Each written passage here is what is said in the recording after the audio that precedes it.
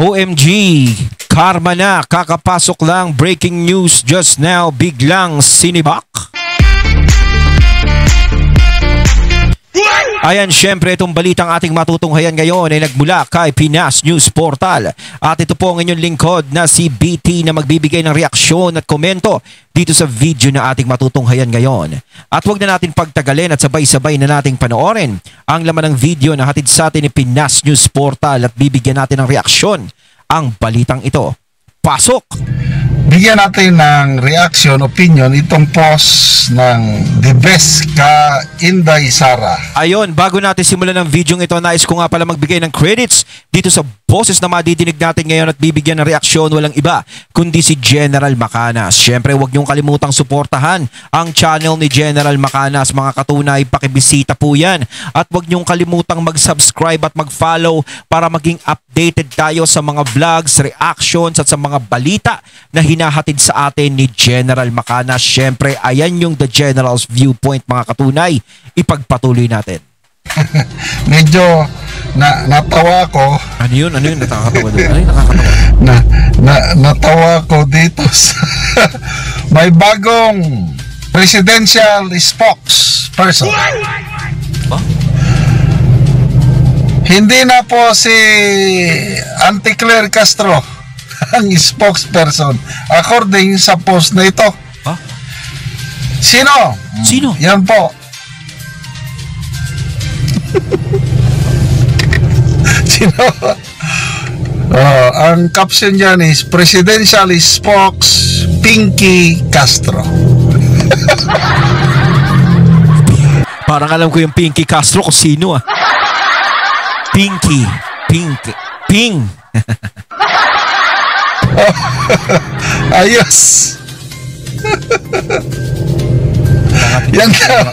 Yan daw ang bagong tagapagsalita ng palasyo. Ang tawag na pala kay Lacson ngayon, Pinky Castro. Bagong tagapagsalita ng palasyo. Paano naging bagong tagapagsalita ng palasyo to? Pinky Castro. Ito ang post. Ulitin ko binabasa ko lang itong post. The Best ka Inday Sara.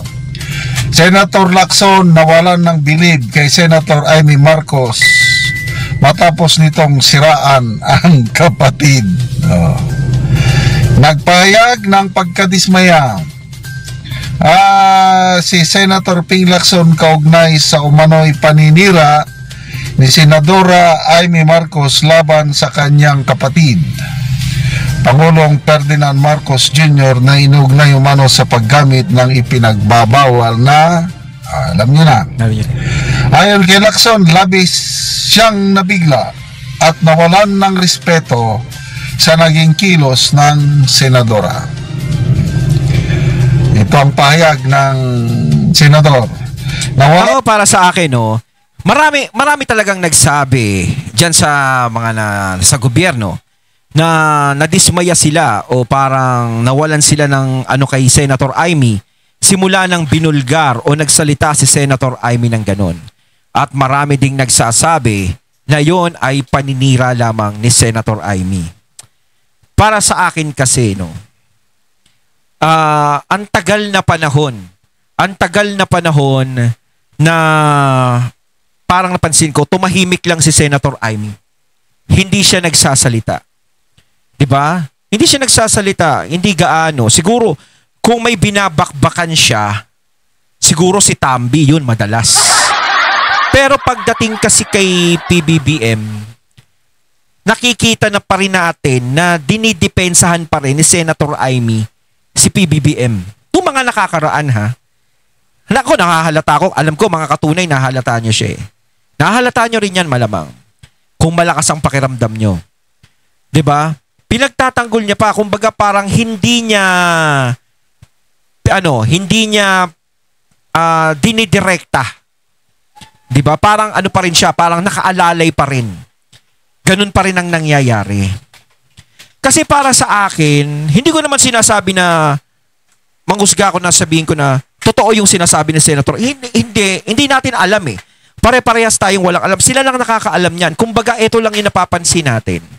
Kumbaga sinasabi lang natin dito na ano ang dahilan ni Senator Amy para siraan niya si BBM? Sasabihin naman ng iba, malaki ang ambisyon ni Senator Amy sa pagiging presidente. Maaaring ganun. Gusto niyang maluklok sa mataas na posisyon at magpalakas dahil sinasabi ng iba, dahil sa mga Duterte kaya nanalo si Senator Amy. Sa akin kasi, sa tingin ko lang, no, pwede din namang gawin ni Senator Amy, gaya nga na sinabi ko dati, pwede din gawin ni Senator Amy nung nakaraang eleksyon na hindi niya suportahan si BBM. Diba? Pwede niyang gawin yun. Diba? Si VP Sara at si Senator Amy ang magka-close. Hindi ka-close ni Senator Amy si BBM. Ni VP Sara si BBM.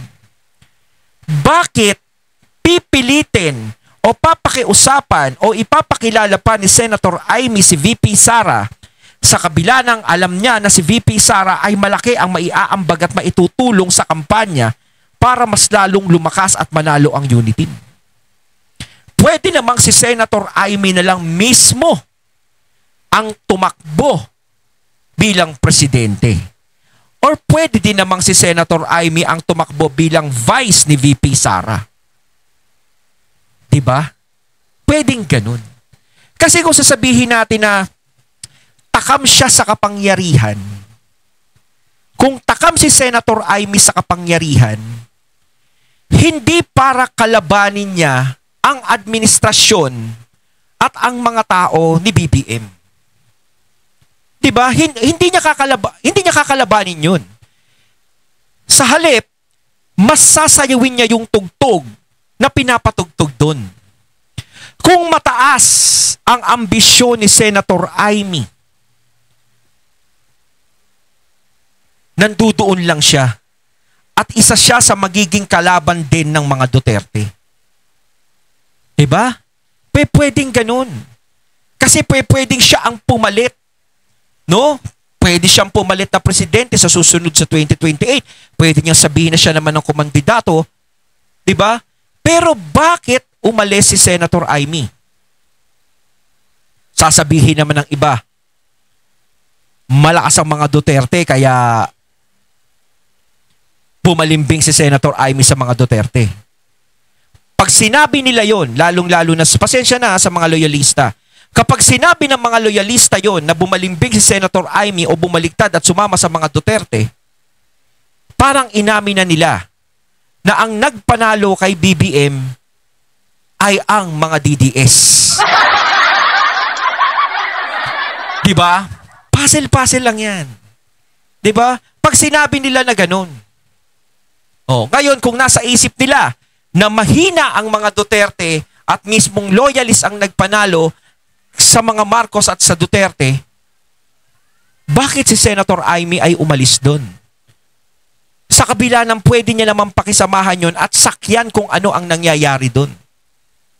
Diba? Pwede silang gumawa ng kahit na ano basta hindi na maibigay ang ang posisyon sa iba.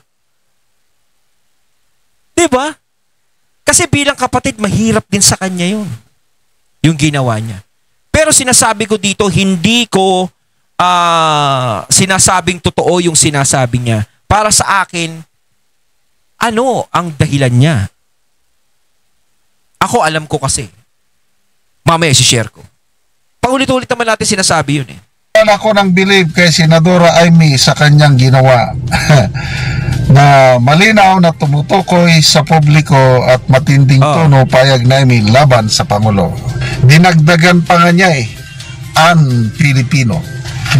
Hindi daw yun gawain ng isang Pilipino. Ano ba yung gawain ng Pilipino? Ano ba yung gusto ni Ping na gawain pa ng Pilipino? Ikaw ba, Senator Ping? Ano ang gawaing Pilipino para sa iyo? 'Di ba? Ano ba ang nagawa mo sa mga Pilipino? Lalong-lalo na kailangan kayo ng mga Pilipino ngayon. Ang dali lang kasing magsalita eh, 'di ba? So, Madami na akong nababasang comments na ganito na, oy, spokesperson na di ay si Lacson.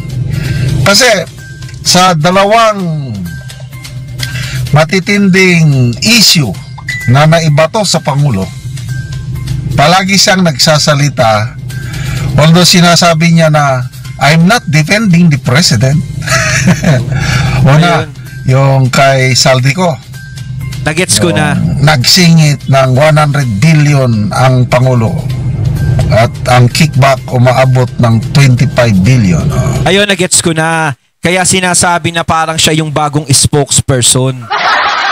Kasi nga, di ba, napapansin ng ibang tao, napapansin din naman natin yung ginagawa niyang pagtatanggol sa administrasyon.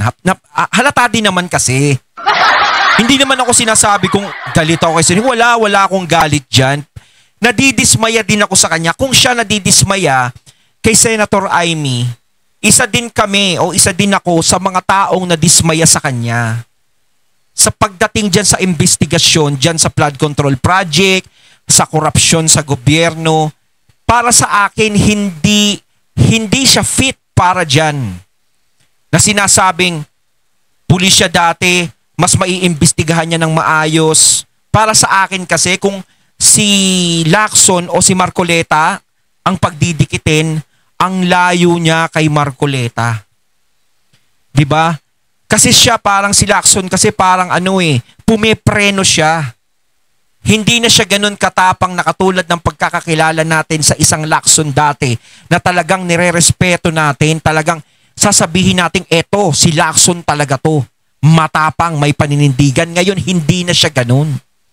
Iba na, parang masyado na siyang maingat sa mga ginagawa niya. Hindi ko alam kung bakit siya naging maingat, kung nadala na ba siya nung panahon ni GMA. Diba, nagtago siya nun, diba? Kinalaban niya si GMA, parang ayoko nang kalabanin to, baka magtago na naman. Parang ganon. Sa akin lang ganon, baka mamaya, diba? Kaya medyo pumipreno na siya.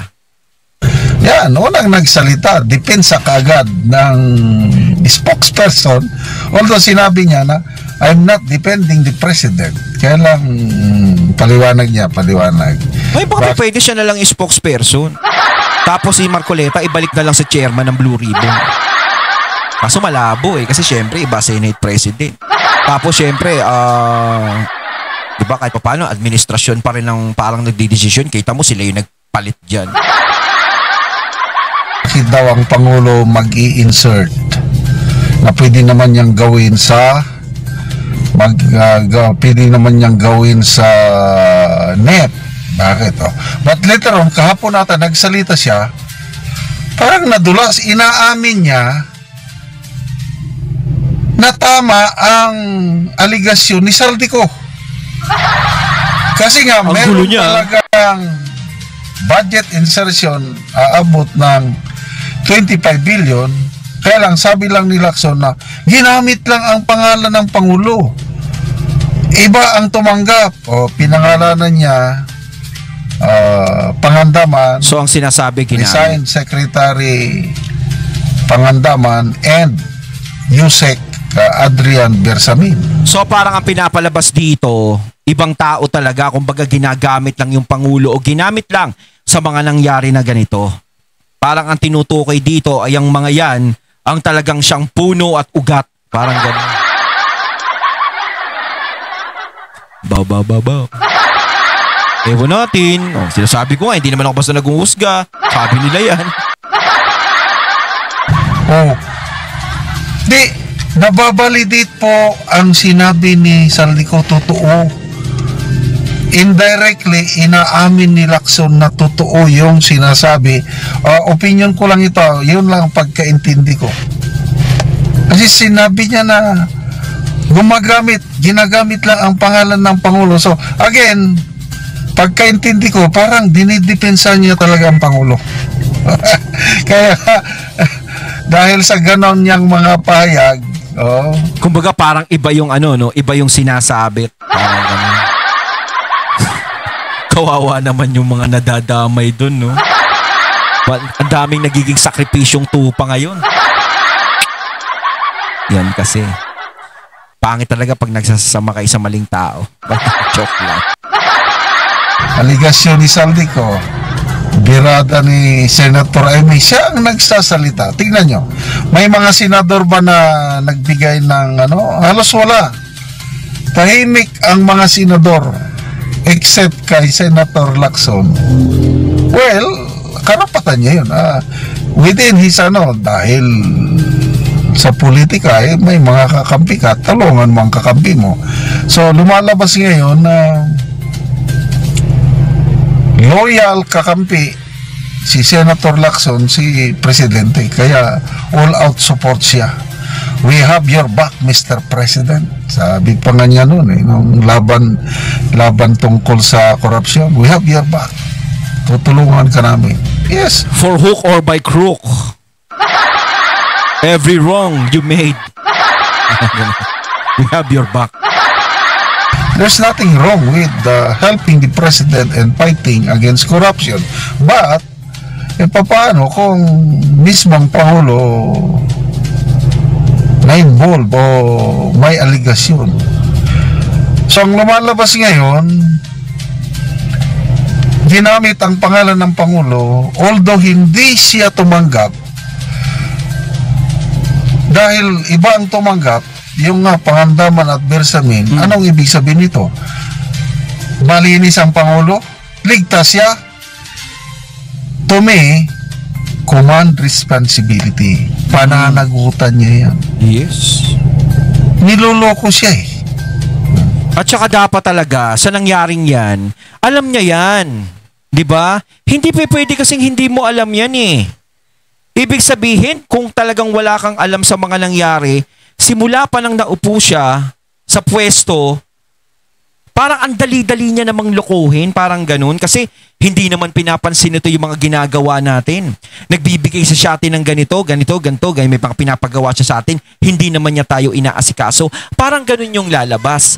Parang hindi niya inaasikaso o inoobserbahan mismo yung sarili niyang mga tao. Kasi kung ikaw hands-on ka, gaya nga na sinabi ko dati, kung hands-on ka sa business mo, malalaman mo ito kung nalulugi o hindi. Nalalaman mo kung niloloko ka ng mga tauhan mo o hindi. Ibig sabihin ba ay naging pabaya? Diba? Naging pabaya. Pinabayaan lang, walang pakialam, wala akong pakialam dyan. O sige, eto yung pondo, eto gawin nyo yan, ganto, ganyan, ganyan. O bahala kayo sa gawin nyo yan. Basta ako tawagin lang na ganito na mataas ang posisyon ko, ganito. Bahala na kayo dyan kung ano gagawin nyo. Ganun ba yung nangyari? Parang bahala na hindi alam kung ano yung nangyari. Diba? Kasi parang napakalabo, puwera na lang kung ganun talaga yung nangyaring ginawa. Na talagang hindi pinansin. Talagang yung tipong walang pakialam. Yung para sabihin, wala akong pakialam, basta yan, gawin nyo kung gusto nyo. Parang ganun. Kasi bilang bilang leader, diba? Kailangan hands-on ka sa mga tao mo. Kailangan ang mata mo talagang tiger look sa kanila. Talagang lagi mong sinusubaybayan, lalo na pera ng taong bayan ang involved dyan sa bawat singko na ibinibigay sa kanila. Diba? Hindi pwedeng patulog-tulog ka dyan o baliwalain lang yan. Ganun naman ang tungkulin ng isang leader. Kaso yung lumabas na ganito na sinasabi na ginamit lang, ganito, ganyan, parang pinalalabas natin dito na parang ang dali niya namang lokohin. Di ba? Parang ang sarap niya namang maging leader kung madali lang siyang lokohin. Parang ang sarap, di ba? Parang lahat makikisama sa'yo kasi dali mo lang lokohin eh. Di ba? Pero kung ikaw ay mahigpit, talagang hands-on ka sa kanila, ayun, malalaman mo yun. Kasi 3 years, di ba? Halos 3 years, eto, lagpas 3 years na ata, o 3 years, o wala pang 3 years. Ngayon lang nalaman. Samantalang kaya naman alamin yun dati pa. Dito naman sa isyo ng iaaway magkakapatid, hindi naman yung gawaing Pilipino yan. Gawaing Pilipino. Kung ordinaryong pamilya lang, sa tingin ko, yes, hindi nagawa. Kailang, hindi naman ordinaryong pamilya ang Marcos. Presidente. Hindi lang kasi presidente, magkapatid sila. Di ba? Parang hindi naman siguro gagawin basta-basta ni Senator Amy yun kung wala siyang talagang ebidensya o sapat na dahilan para sabihin niya yun. Hindi basta-basta kasing paratang yung mga sinabi niya. Talagang napakabigat nun. Hindi lang kasiraan yun sa presidente, kundi kasiraan din sa buong pamilya nila. Diba? Maaaring mag-reflect yun sa family nila, lalong-lalo na sa apelyido nila. Parang ganun ba na sinasabi ng iba na sinugal ni Senator Amy ang reputasyon nila para doon? Diba?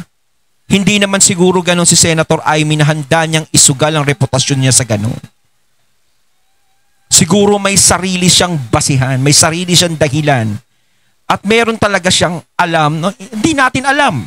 Sinasabi ko nga, ayokong sabihin na, ganun yun, o tama yung sinabi ni Senator Amy. Ayokong ganun pangunahan.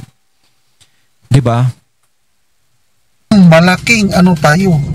We are one big family, Filipino family. At ang amahan ba o ano dyan, presidente, inaakusa ng kanyang kapatid na gumagamit ng bawal, that's something. At saka hindi lang naman basta-basta kapatid si Senator Amy. Diba? Diba napanood nga natin yan, talagang nalaman natin na si Senator Amy simula nang nawala si Apo Lakay, siya ang tumayong ama't ina diyan sa Marcos family. Diba? Hindi si FLM baka sabihin nyo si Leo Marcos.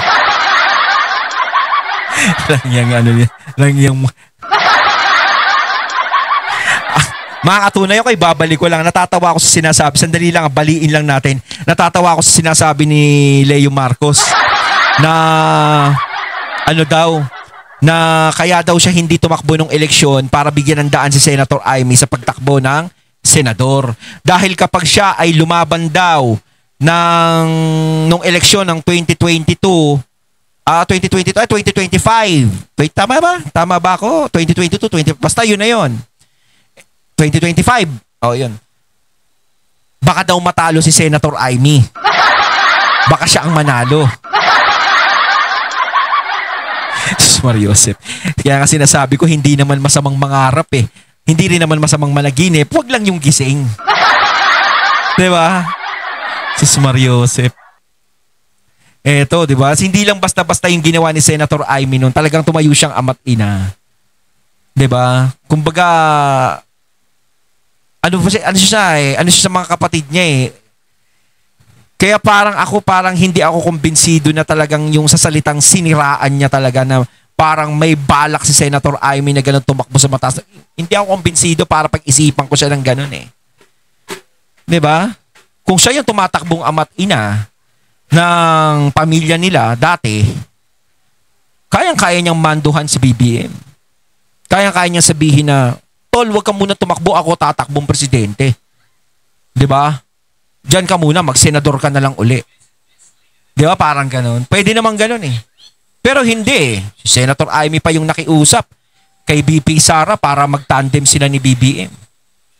Siya pa yung naging tulay. Siya pa yung naging daan. Diba? To me, hindi ako agree yung sabi niya nga napaka-Pilipino. Baliktad ang akin. Pagmamahal, inuna ni yung kasabihan na blood is thicker than water. Pinabulaanan na ni Senator Amy. Isinantabi niya yung pagiging kapatid niya kay PBBM. Inisip niya ang taong bayan. So to me, that's more. Kasi kapag ikaw nandiyan sa politika, kumbaga ang pamilya sa'yo magiging pangalawa na lang. Totoo yan pag ikaw naglilingkod ka sa bayan. Pangatlo, syempre una ang Diyos. Pangalawa yung taong bayan. Pangatlo yung pamilya. Parang gano'n na yung mangyayari dyan. Mas more on paglilingkuran mo ang taong bayan. Kasi kung dyan ka pa rin, napansarili mo pa rin ang iniisip mo, hindi ka pwede dyan sa posisyon na yan. Diba? Kaya kanya-kanyang pananaw lang tayo. Kaya tuloy, yung mga ganyang pahayag ni Senator Lacson na dinidepensahan niya ang Pangulo palagi, napapagkamalan siya na spokesperson. Pinky Castro. Bagay naman May nabasa akong comment kanina tungkol sa un-Pilipino. Sabi nang nag-comment, maka-Pilipino ba yung ginawa ninyo na pagpakulong, pagkidnap kay Tatay Digong? Dinala? Yun ba, maka-Pilipino ba yun? Hindi rin maka-Pilipino yun. Mantakin nyo, kapwa nyo Pilipino, pinadala nyo sa ibang bansa. Doon pinakulong. Hindi rin maka-Pilipino yun, ha? Nyo siya sa ICC, sa foreign court. Maka-Pilipino ba yun? Yan, sagutin ninyo yun. For me, that's more of an un-Filipino. Hindi sasagutin ni Lacson. Functional ang korte natin dito.